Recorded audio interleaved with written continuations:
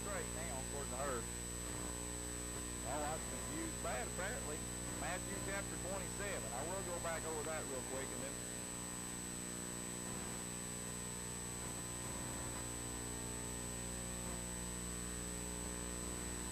Scratching my head and everybody was talking about something that I was missing completely, I think.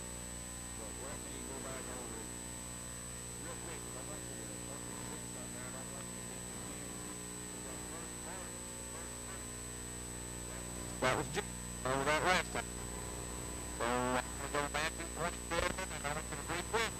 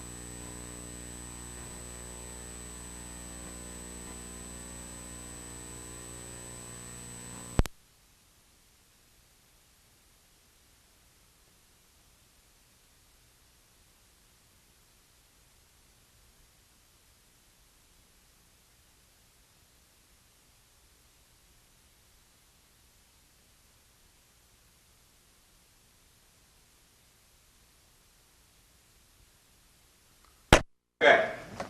Now you go on into 52 and it says, and the graves were opened, and many bodies of the saints which slept arose and came out of the graves after his resurrection, and went into the holy city and appeared to many. Now, first of all, graves are not a hole in the ground. So apparently there's people here that think a grave back then was a hole in the ground. That was not a grave. They were all buried in tombs. Everybody was in caves. And there was rocks put in front. We were talking about that the other day. When Jesus was buried, they said this was a tomb that had never been used. Yeah. So apparently they used those tombs just a certain time. That went somewhere else, somebody else used it. Yeah, well, yeah, I mean, over time, there'd be a lot of bodies in them tombs. But now, I think maybe what it looks like the grave come open and people laid there and went la-di-da-di-da for 3 days. Okay? I guess maybe that's what that looks like if you don't watch it. That's not what happened. What happened is because and I'm trying to think, one of them actually puts it in parentheses. But now the King James doesn't. In the King James it just strictly says, and the graves were opened, and many bodies of the saints which slept arose and came out of the graves after his resurrection. So the graves were open, the tombs were all rolled back. But when Jesus came back, the rest of them came back, so there's a comma in there. That all didn't happen the first day, and then all them bodies standing there thinking, well, when are we going to get out of here? It doesn't work that way. Okay? Did the graves open, or the tombs, those, like they rolled They opened up. over? They opened up when all the earthquake and all that stuff happened, right? I don't think so. Oh, But what difference does it make? Well, yeah, but you got to keep reading. You read that, and there's commas and semicolons depending on what you got. But I do see, because Charlotte showed me in her Bible what it says, and it looks like that. It looks like the graves opened up, and people laid around there and waited for 3 days. But that's not really what it's trying to say. Then it moves on, because it's all one thought there, and the graves were opened, many bodies of the saints which slept arose, and came out of the graves after his resurrection. So you're saying they didn't come out till after that resurrection? That's what this says. That's not what I'm saying. Well, that's what this is saying. That's not the way it reads. Read, which version do you I have? have the Living Bible. I have, but it reads that,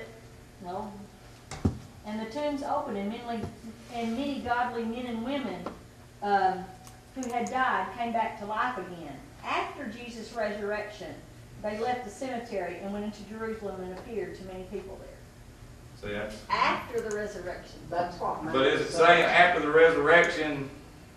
It says they left after the resurrection. Yes. They left the cemetery. It talks like the tombs were open when he died. Maybe they was in there playing cards or something. Well, that's the odd part. As long as I've been doing this and studied this, I've never had anybody ask that. And I've always just assumed, because of the way it reads, is it all happened after. Well, It was a thought, and then it said after the resurrection. So they didn't put the thought before, they put the thought after. Because the well, verse King James reads. just goes right on. The rocks broke. So do the tombs open and they come out at the same time? Well, We don't know. well, One has to assume they didn't show the body until that Christ was resurrected. yeah, and they, again, it's what I was saying to Clara last week. If you believe what the Bible says, you really can't believe that happened. Because Jesus had to be the first one. He was the power that caused resurrection. Absolutely, until his resurrection, there was no power to the resurrection. This is just kind of a, I think it's because they put the words after his resurrection at the end of the thought, instead of putting it at the beginning of the thought. Well, I looked this up in several different versions, what it was saying, and one thing that helped me was, or I think clarified it, was in different versions. Now, in the King James, it says after his resurrection, it has it in a little h. But in other versions, it has a capital H to let you know it was Jesus. You know, it's his resurrection. And that's why I thought that it all happened. But anyway, that is where the mix-up is, and it is how it goes in what order. Well, if you were to read 52 and 53 together, which they actually are, Yes. because the word arose has a comma after it. And then we went ahead and says, and come out of the graves after his resurrection. If you'd have everybody rip that page out of the Bible, you wouldn't have all that trouble. Wouldn't have a resurrection though, would you? It would still have happened. Okay. No, I just thought it was kind of funny because I did not understand what everybody was asking last week. And it took Charlotte 15 minutes to explain to me what they were even asking. I'm thinking, I don't even know what they're asking. You know, I'm over here pulling my hair out. She said, I'm telling you. And I said, I don't understand what you're asking either. Okay. Revelation chapter 5. Man. We ain't going to be in Revelation chapter 5 very much, but okay. Is that anything different? Okay. Revelation chapter 5 is going to lay the groundwork for everything that goes on from 6 to 19. Okay? How's it going to do that? That's what we're going to study because until you actually see what it's trying to lay out, you don't know. Okay? So I'm going to read the first few verses here and that'll kick us off here. So now remember in chapter 4 and 5 go together here. It's in one line. In chapter 4, he's been called up to heaven. After these things. So it's talking about the church, and then it says, after these things. Then the voice says, come up here. So he goes up to heaven, he's looking around, and I'm going to start reading this verse 1 of chapter 5. And I saw the right hand of him that sat on the throne, a book written within on the backside, and sealed with 7 seals. Now, let me ask you this. Hopefully everybody here realizes there was no such thing as a book like this. Nobody had a binded book with a leather cover or genuine imitation leather or whatever that stuff is. That didn't exist. It was a scroll. And everything was put on scrolls. And they would roll them out. Well, this scroll had writing on the back, and then it was sealed on there with, how many seals does it say it had? 7 seals. How many seals are there that's going to be open? 7. The seals were on this. So this can't be completely opened until the 7 seals are all open to open it up. So this book, for lack of a better term, this scroll is what all the seals are about. Everybody with me there? And I saw a strong angel proclaiming with a loud voice, who is worthy to open the book and to loose the seals thereof? So who's going to open that thing up and start pulling them seals out? So we can look at it. Well, who's worthy? No man in heaven nor in earth, neither under the earth, was able to open the book, neither to look thereon. So not only could they not open the book, they couldn't even look at it. And I wept much because no man was found worthy to open and read the book. And that's really what it's talking about. Neither to look thereon. And one of the elders said unto me, Weep not. Behold, the Lion of the tribe of Judah, the root of David, hath prevailed to open the book and to loose the 7 seals thereof. So, this whole tribulation, whenever they start opening the seals, who is it that looses them things? Jesus Christ. Jesus Christ himself. Everybody thinks all the devil's going to take over and do all. No. Jesus turns those loose. He's the only one that can do it. He's the only one that can do it. Okay? Now, what you go on and you look at, well, it's going to talk about the spirits of God and all that, but I want to go through, why is it? That's the thing. Why is it that Jesus can do this? It's probably a whole lot more complicated than what most of us would think. And I hate to get too complicated. Just say pure and holy. Nope, that ain't the reason. I mean, that's part of the reason. Worthy. Well, who is worthy? He is. Okay. What you got to realize first is what the scroll was. To have the writing on the back and to be sealed and put away. It was a deed. And some people's Bibles on the sides or in their little notes will say, the deed to the world. I know that's an oddity. We don't ever think about that, but that's what it was. If you go on through and read, well, I hate to read the whole thing, but I'll keep reading. Verse 6, And behold, and I beheld, and lo, in the midst of the throne, the 4 beasts, in the midst of the elders, and stood a lamb, as it had been slain, having 7 horns, 7 eyes, which are 7 spirits of God sent forth into all the earth. And those are in Isaiah chapter 11, if you want to find them. And he came to look the book out of the right hand of him that sat upon the throne. So who's got the book? God's got the book. God's got it. Jesus walks up and takes it. Okay? So he goes on and says, And when he had taken the book, the 4 beasts and the 4 and 20 elders fell down before the Lamb, having every one of them harps and golden vials, and with the odors of the prayers of the saints. And they sung a new song, saying, Thou art worthy to take the book, to open the seals thereof, for thou wast slain, and hast redeemed us. Now there's the clue. Redeemed. Everybody here, we sing the song of the Jubilee. You know, it's the year of Jubilee. The year of Jubilee was all about the Redeemer. And you get a term which people don't use too often, and that is kinsman redeemer. Now, I bet you some of you actually know who a kinsman redeemer in the Bible was. Boaz. That's the one that's really used. He was also one of Jesus's descendants. But I want to go back to Genesis chapter 1. Woo, we're going all the way back to the start. Everybody with me? We'll jump through this thing, but I want you to see as we go why it has to be this way. Genesis chapter 1.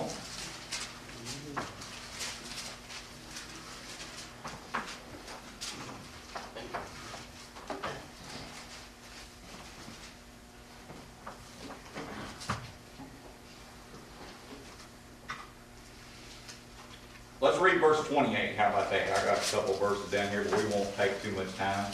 Okay. Genesis 1:28, it says, talking about man, God's created everything now. This is at the end of the 6th day. And God blessed them, and God said to them, Be fruitful and multiply, replenish the earth, subdue it, and have dominion over the fish of the sea, the fowl of the air, over every living thing that moves upon the earth. So God gives dominion. He gave man this plan. Now, how did he make this plan? Perfect. And he gave it to man. Okay? Everybody with me? It was ours. Now, chapter 3.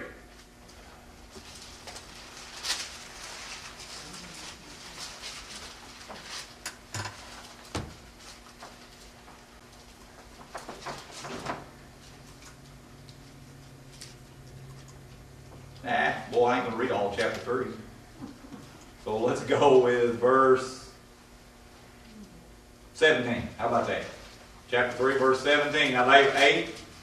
God came and said, hey, where you at? They're trying to hide from him. He found out what all was going on. Now he's talking to Adam here, because Adam was the one that he gave dominion over the whole earth. And he said unto Adam, because thou hast hearkened unto the voice of thy wife, and hast eaten of the tree of which I commanded thee, saying, thou shalt not eat of it, cursed is the ground for thy sake. In sorrow shalt thou eat of it all the days of thy life. Thorns also and thistles shall it bring forth to thee. Thou shalt eat of the herb of the field. In the sweat of thy face shalt thou eat bread, till thou return to the ground. For out of it thou wast taken, and for dust thou art, and dust thou shalt return. And Adam called his wife's name Eve, and because the mother of all living, and to Adam, to his wife, did the Lord God make clothes of skin, and he clothed them. So God, let's try it again. And the Lord God said, behold, the man is become as one of us, to know good and evil, and now, lest he put forth his hand and take the tree of life and eat and live forever. Therefore the Lord God sent him into the out from the Garden of Eden to till the ground from whence he was taken. So he was drove out, the man, from which he was placed east of the garden. So he lost what he was given. Now, was he just given the Garden of Eden to start with? No, he was given everything. But it was all perfect. It gets taken away. Okay? That's why we don't have everything. And I know, how many people here know who got the deed to the world at that point in time?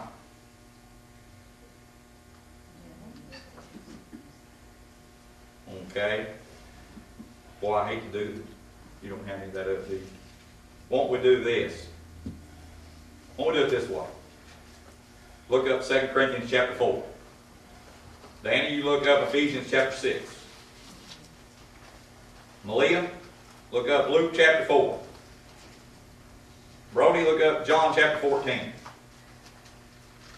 I'm going to read this to you, and I can read it in about this many more places or more, but I want you to see what happened at this point in time, because if you don't see who owns it, you're not going to know what all this other stuff's about. Okay? You got that? 2 Corinthians chapter 4, verse 3 and 4. Read them two verses. Read them good and loud. But if our gospel be hid, it is hid to them that are lost, in whom the God of this world hath blinded the minds of them which believe not, lest the light of the glorious gospel of Christ, who is the image of God, should shine unto them. The God of this world. That's Satan. Okay, yeah, okay. Read, what do you got there? Ephesians 6. Read verse 12. For we wrestle not against flesh and blood, but against principalities, against powers, against the rulers of the darkness of this world, against spiritual wickedness in high places. So what? This whole thing's a spiritual battle, man.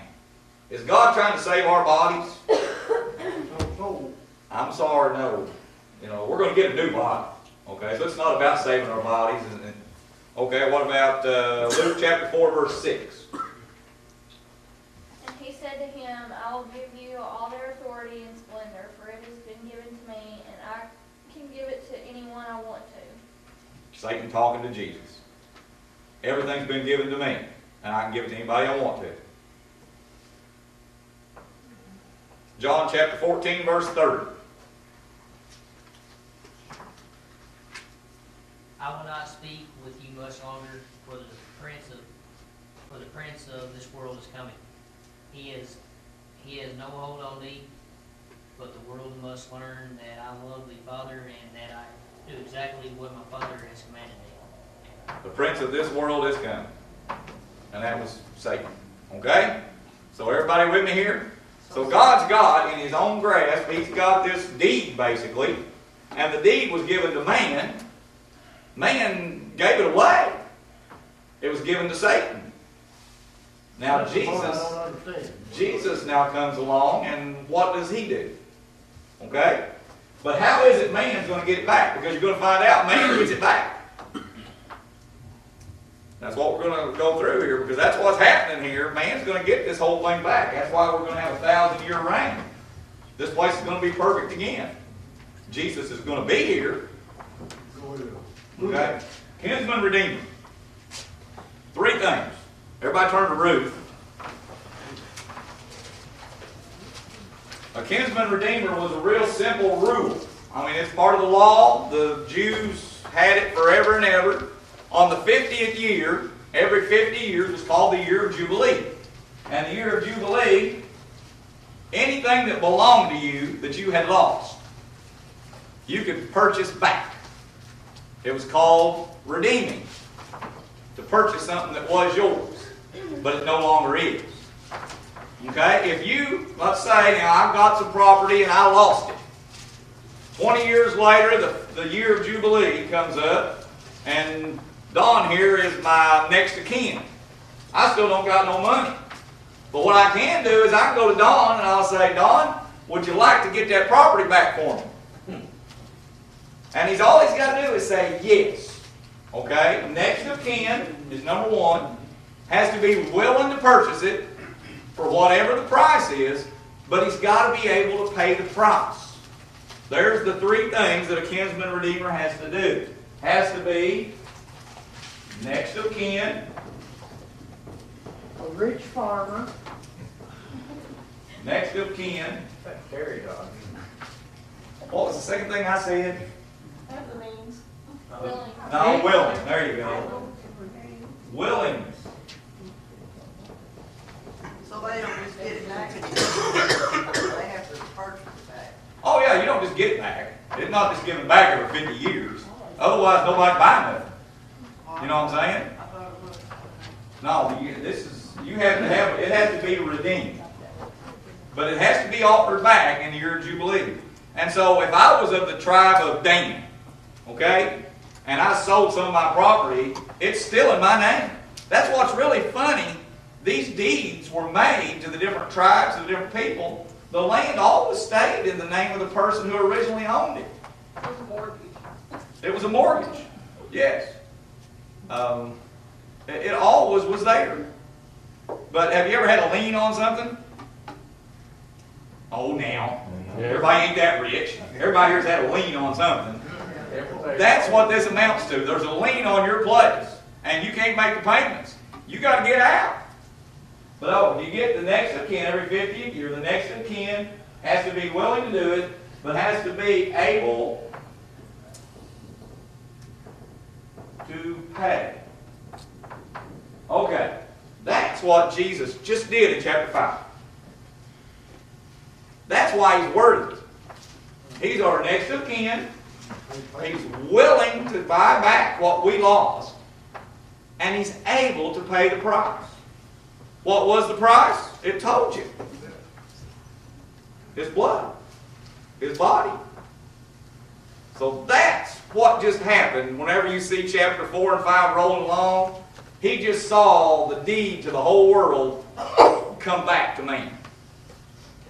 Because the one who's a kinsman redeemer does not get it. That's what's so odd. They buy it back for the family member, but the family member's got it again. That's why, you may be honest with you, and what's really funny, there's very, very, very, very, very, very few times that the year of Jubilee meant anything to the Jews.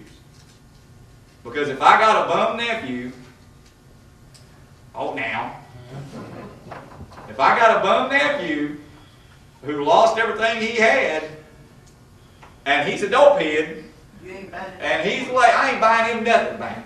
Okay, now let's just be honest with him. How many people here would say, well, I know they lost it, and they're just as lazy and worthless as they used to be. But now, hey, it's the year of Jubilee. We'll just buy it back out of the goodness of our heart. And if the second, next of kin didn't do it, the next one would have. Yes, you go right down the line. That's what it is. Yep. You go right down the line. You can get all the way down, but now how far down the line are you going to go before people say, who are you again?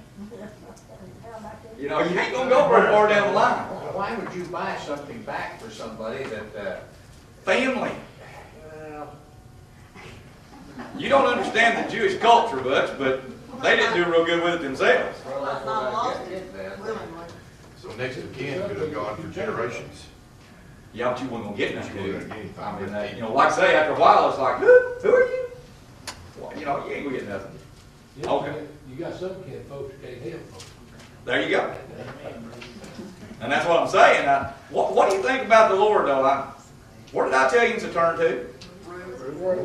Ruth. Oh, okay. I forgot what I told you to turn. I was talking about Boaz and didn't even remember where he was. Okay. Now let me show you where this happens, because now what people don't realize is Boaz is actually Jesus' great-great-great-great-great-great-great-great-great-grandpa. Okay? Most people don't realize that's a bunch of greats. I kind of skipped. I stuttered on there. He's several generations. Okay? But Boaz, and now, okay, here we go. I'm going to start, you start right out in the book of Ruth, and here's how I'm going to try to explain it by showing you how it actually works in the real world. Because it's kind of hard for us to see all the symbolic of it. You know, see, that's the deal with Revelation. There's so much symbolism. And if you don't understand the Old Testament rules and laws, you can't understand what they're even doing here. What's he doing with a scroll? You know what? It's a deed. In Ruth chapter 1, verse 1, we'll jump through just a couple places here. But it says, "Now it came to pass in the days when the judges ruled that there was a famine in the land. A certain man from Bethlehem, Judah, went to sojourn in the country of Moab, he and his wife and his 2 sons. Guess what happens when you sojourn? You lose what's behind. Somebody else came in and moved in. So this guy, I can't say his name. Somebody say it for me. You can't say it either. Somebody say it for Carol, because you can't say it either. Elimelech. There you go. See, I got cousins and I ain't got none named Elimelech. You don't get none. No, that's right. Don't spill it on me. Okay. So him and his wife and kids, they leave because there's nothing for them. They literally just walk off and leave their property. Okay, now they get to the land of Moab, which was actually cousins generations back. And when they get there, there's actually jobs to do. There's things they can do. They're making a living. But then it's going to tell us there in verse, now let's go verse 3. And Elimelech, Naomi's husband, died. And she was left with her 2 sons. The 2 sons took wives of the women of Moab. So they marry into bad people. Okay, these were not good cousins. These were bad people. So they married into this bunch. Okay, their names were Mahlon and Chilion. They died also, both of them, and the woman was left, Naomi, with her 2 sons' husbands. Wives, her 2 sons' wives. There we go. Woo! I thought one of her sons was married to Ruth. It was. Ruth was not a nice person. You'll find out later. Bear with me here. What you got is Ruth and somebody pronounce the other lady's name. What is it? Orpah. Yeah. Orpah. That sounds good. That's close enough. I don't. Ruth I can pronounce. Ruth and this other girl, they're Moabites. Moabites are the most ungodly people on the planet. They were a horrible bunch. They had no interest in the Jews or nothing to do with them. It was a terrible place. How did you end up there? I don't know. I don't know how he picked that place. It just shows you how bad things can be and how quick. And it's going to tell you later that they didn't have nothing to do with God. They had their own gods.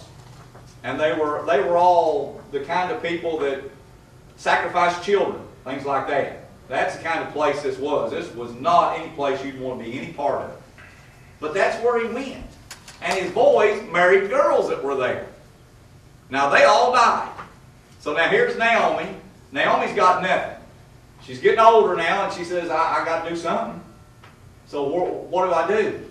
The only thing I know to do is go home. I got to go back where somebody will help take care of me. I got family. I got, there's actually land back there. Maybe I can get back in on, build a shack or something. I mean, something's got to go better than this. So she tells these two girls, you go on back to your world. She actually says, go back to your gods. They were not. But Ruth said, no, just a minute, I don't want to. What I want to do is I want to go with you. Well, Naomi's been good to her. And apparently Ruth didn't have anything to go back to. So they argue and they heckle and everybody cries and the one leaves and then Ruth and Naomi come back. Now it turns out Ruth, well, chapter 2, verse 1. And Naomi had a kinsman. There you go. She had a kinsman, which is what we're talking about here. A mighty man of wealth, the family of Elimelech. Is that his name, Elimelech? Did I say that right? His name was Boaz. Ruth, the Moabite, and I mean, it points out over and over what she was. There's no, oh, she was such a nice lady from down the street.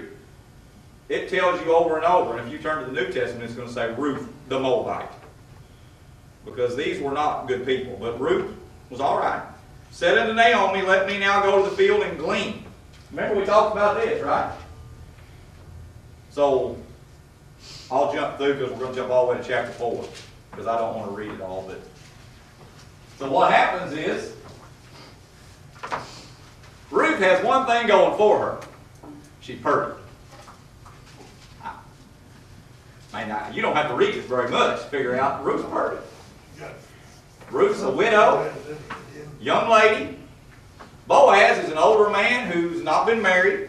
He's got a lot of stuff. But now Boaz looks around and he's not allowed to be the kinsman redeemer because he's not the next of kin. So he can't buy him their property back. He can't take care of them. Well, Naomi's already figured this out. See, Naomi, she was a regular soap opera star. And she figured out that, well, you know, Ruth is kind of a looker.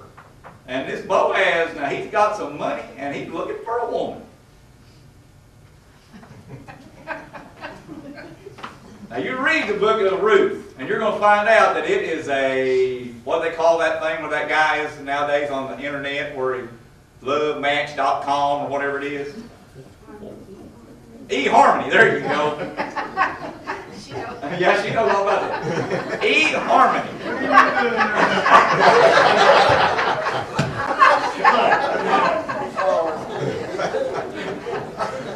So that's what you got now.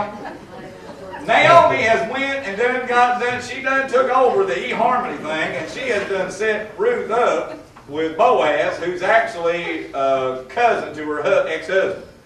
But she knows that guy's got the money. He can take care of this. There's nothing she can do. They're living literally off the gleaning, off what's left. But now Boaz has already kind of fell in love with her, and he's already told his people out in the fields, be sure you don't pick everything up. If you see Ruth coming, leave a whole lot. Just kind of scatter it around for her. I mean, that's basically what he's telling them. You know, make room for her. Make sure she's got water when she's out there. You know that. So he's already taken care of her. And every day when she goes back, Naomi's going, yeah, we got it. You know? Oh, he's ours. You know, we got it. It's all right.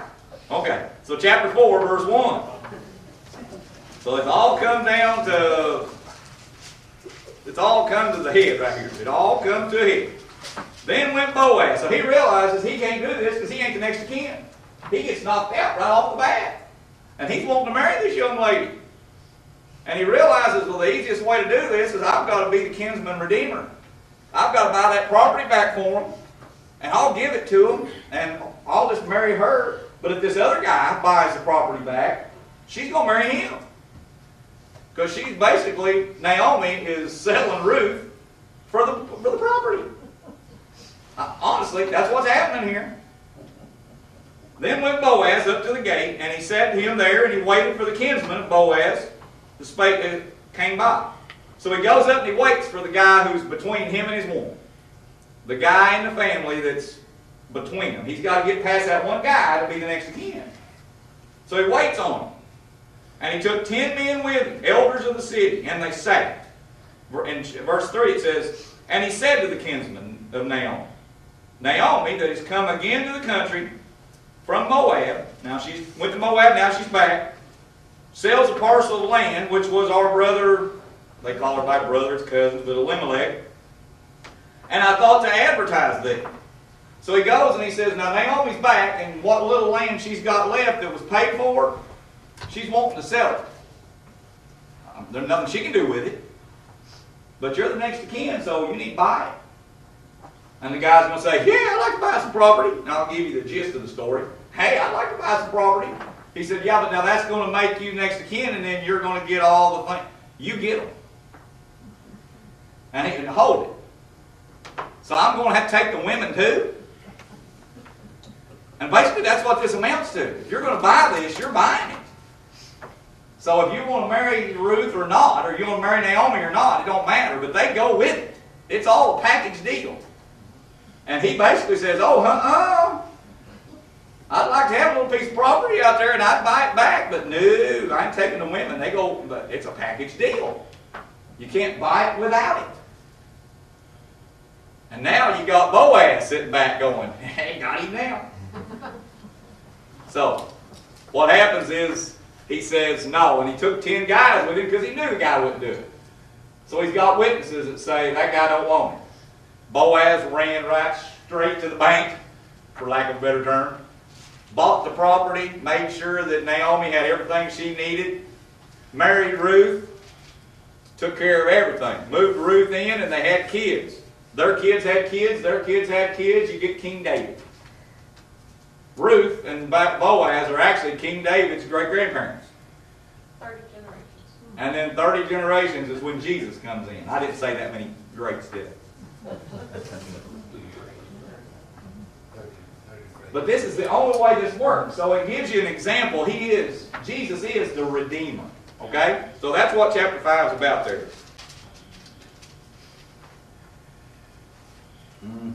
Boy, I hate to go in too much further into it.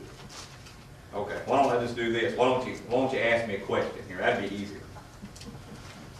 Questions are a whole lot easier than trying to figure out how to move on.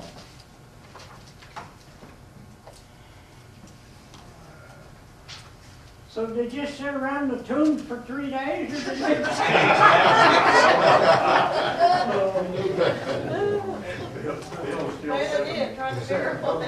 I was messing with my taxes the other day, and Diane said, and finally I just told her, I said, I think I'll go study Revelation. That ain't near as complicated as these taxes. Okay, I got a question here. And chapter 5, Revelation chapter 5, verse 6, it's talking about Christ, and it says, having seen 7 horns and 7 eyes, which are the spirits of God. Isaiah chapter 11. Isaiah chapter 11. Yep. No, it'll tell you exactly what it is. I think. Turn back there and see. I told you the wrong place, but we'll turn and see what the 7 spirits of God are. Isaiah chapter 11. Make sure I know what I'm doing here. Yep, there they are. Isaiah 11:1, it says, and there shall come forth out of the root of stem of Jesse, and the branch shall grow out of his roots, which talking about coming out from King David, it goes down to Jesus. And the Spirit of the Lord shall rest upon him. Okay, the first Spirit is the Spirit of the Lord. The Spirit of wisdom, the Spirit of understanding, the Spirit of counsel, the Spirit of might, the Spirit of knowledge, and the fear of the Lord. Those are the 7 spirits of God.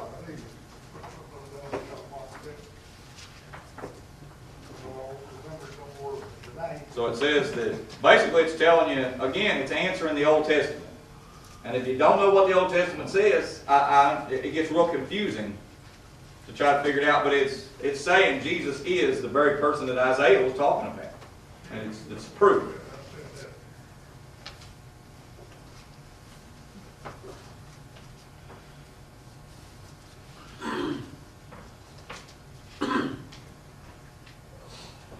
Okay. Now, as he begins to open up, we got chapter 6 through 19 is all going to be about the judgment. The seals are going to come out, and you're going to get the seals and the trumpets and the bowls. Because we're getting the planet back. That's really what Revelation is about. Taking this planet back to purple. And I think the way it's going to say over and over, because all the way through as we're studying, it's going to say, as the woman travails. So it's childbirth. It's all having to be born again. And all the bad things that are going to happen have to happen to cleanse it, to get it back to where it was. So at the end of the 7 years, you start the 1,000-year reign, everything's going to be perfect. It's going to be back to the Garden of Eden. We get the place back. We'll be the ones that's what the heaven will come back into that. No, I don't think so. Think so? I don't think so.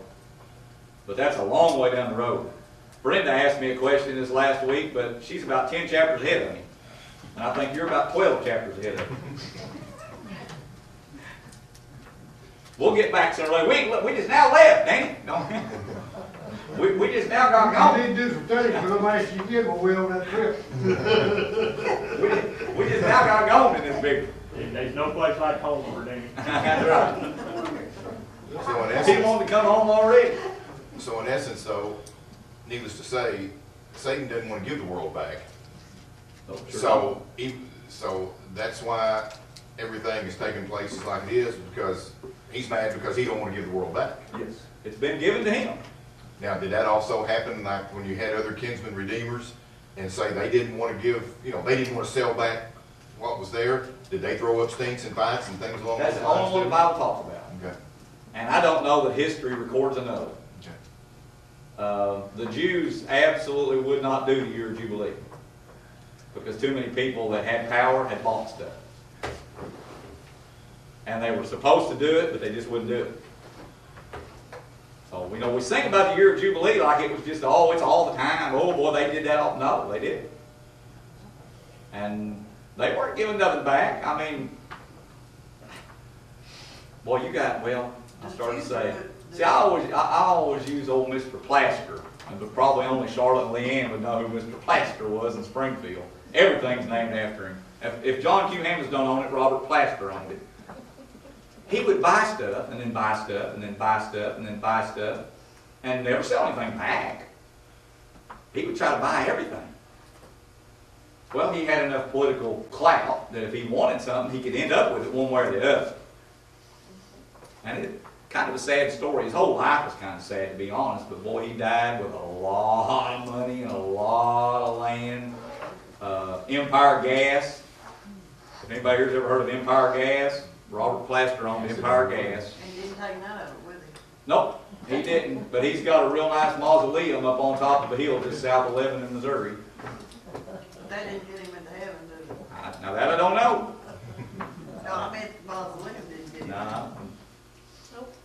I don't judge the man, but he wasn't giving nothing back. Well, on that, so they can buy back the land. Whoever owned it could ask what they wanted to for it, couldn't they? No, They could? no. What if that price? Whoever was in charge, which would have been the years of the judges then. But there wasn't no price to set, Danny, because nobody ever did it. It only happens one time here, and the only reason it happens this one time, the Bible's given us an example, but it's because Naomi had managed to hold on to one little parcel of land. So Naomi sold it back herself, if you know what I'm saying. When she came back, it's all she had left. Everything else was gone. Do you reckon she knew she had that parcel of land when she went back? Yes, that's why she came back. Now, once she got back, it worked out real well for her. But that's the only thing she had to go back to. And she had to depend on the fact that she was going to have family help her. But this never happened, so it doesn't matter. There's a lot of questions, and like I say, we sing that song, The Days of Elijah. This is the year of Jubilee. Never happened. Okay? I'm sorry, it never happened. Now, will it happen? Absolutely. Revelation chapter 5. That's the year of Jubilee. But the thing about it is that this is God's plan, because this is there, Ruth and Boaz is there, and kinsman redeemer, so that we can understand Yes. chapter 5 of Revelation. Yes. It makes perfect sense when you realize that you're dealing with a deed. A deed that was given to us, it's ours. But we were knocked out of it. Now, there's also people that would argue with it was, given, but That's basically what you're talking about. You're talking about Jesus is our kinsman redeemer. He was our next of kin, our brother, right? Joint heirs is what he calls us. He was willing to come and pay the price, and he was able to pay the price. So the purchase is done, it's back to him.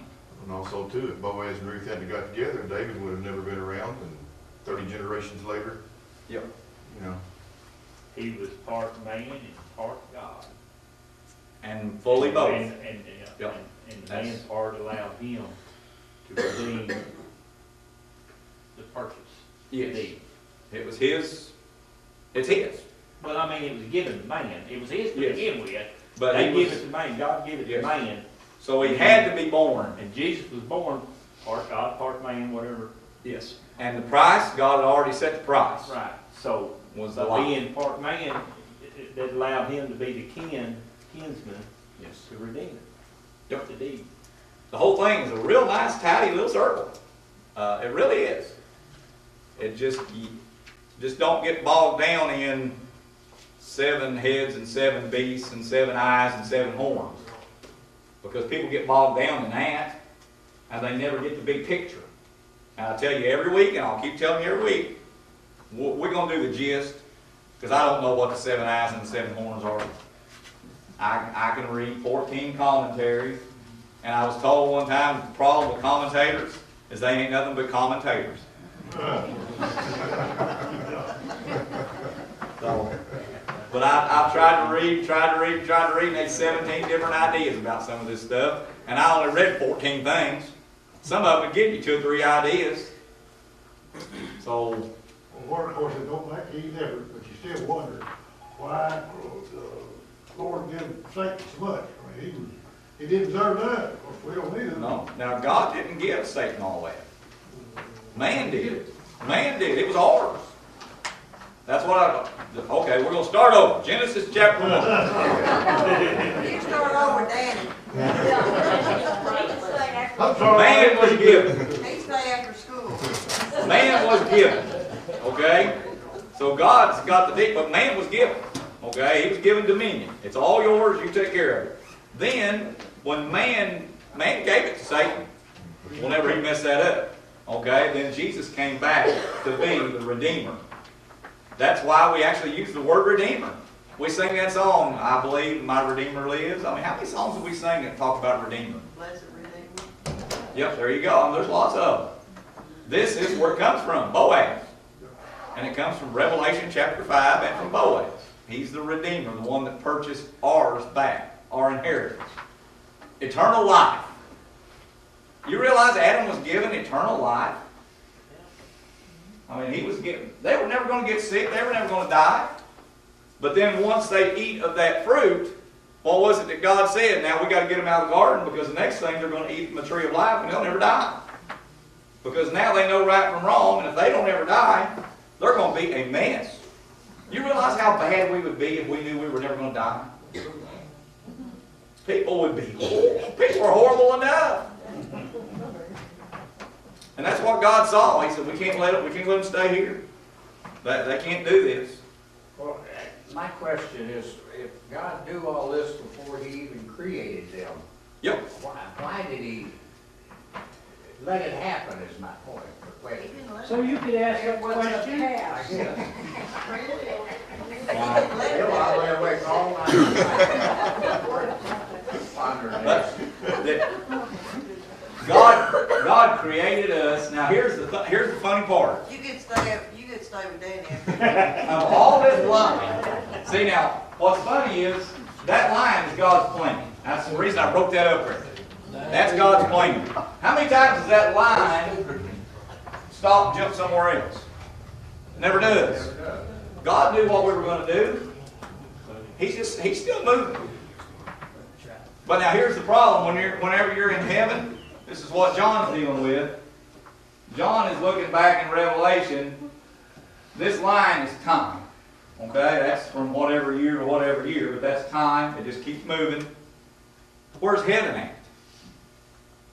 Still the same place. It ain't on that line. Anything happening in heaven has nothing to do with time.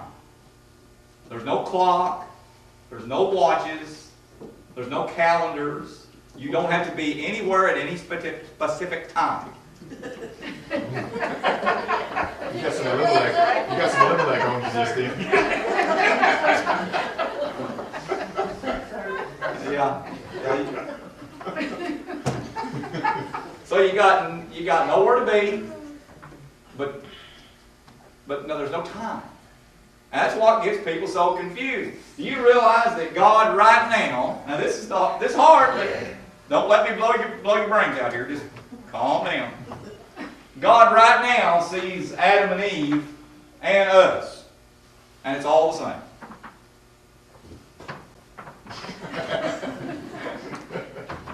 Now, have you ever thought about that? It's eternal. Eternal means without time, outside time. We're humans. We're mortals. We're running along the timeline that God created. We fit in wherever we fit in the next generation, and the next generation. God's not here. The easiest way to explain it is time is a train. Okay? Time's a train and we're just in one of the cars riding down the track. That's what it is. God's not the train with us. See, we try to bring God down to us. No, well, the caboose is going to be way down here, okay? We don't know where we're at exactly. But God's not there, but God's watching the whole train. Have you ever sit and watch a train? God can watch the whole thing, from the beginning to the end, and just watch it go by. But He's not on it. Think about that. See, that's how big God is, and that's part of our problem, is we try to bring God down to our level. We try to figure out God by using things that we think. And God's up there, and you know, He says He uses the foolishness of man to confound them. So the stupidest things that we can come up with are still going to trick us. We just ain't that bright. But we sure think we are. So we serve a God that's so far above us. All this was planned out. And the Bible says before the foundations of the world. So He had all this, me, you. He knew all of us before He ever created Adam and Eve.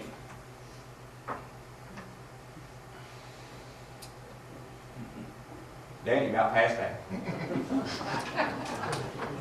Ponder on that one and give me a question on that. Let's all stand.